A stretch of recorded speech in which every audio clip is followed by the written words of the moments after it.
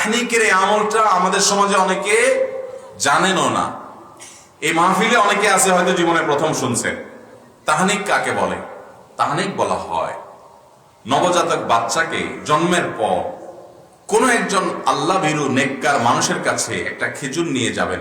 তিনি খেজুরটা একটু চাবিয়ে, এটা যখন একটু ভিজা ভিজা হবে, এর যে আর্দ্রতা হবে, ওই বাচ্চার ঠোঁটে একটু ধরবেন, হালকা একটু লাগাবেন, তার জিহ্বায় ঠোঁটে হালকা শুধুমাত্র স্পর্শ করবেন, যে শুধু স্বাদটা সে পাবে, ব্যাস। এটাকে বলা হয় তাহনিক। বিসমিল্লাহ বলে কোন একজন আল্লাহ ভীরু মানুষ এটা চাবিয়ে তার মুখে ধরবেন।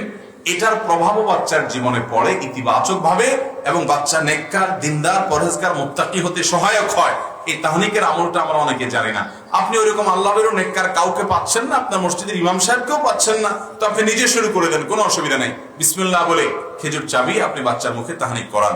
আর যদি কোনো আলেমের কাছে নিয়ে যেতে পারেন বা কোনো আলেমকে দাওয়াত দিয়ে আনতে পারেন, তার মাধ্যমে আপনি তাহনিক করতে পারেন, সেটাও হতে পারে। তাহনিকটা জন্মের সাথে সাথেই করতে হবে এমন কোনো কথা নেই। আপনি 2 দিন পরে করেন, 5 দিন, 7 দিন, 10 দিন, 20 দিন পরে করেন, তাও হবে, কিন্তু বাচ্চাকে তাহনিক করাবেন, এটা সুন্নাহ।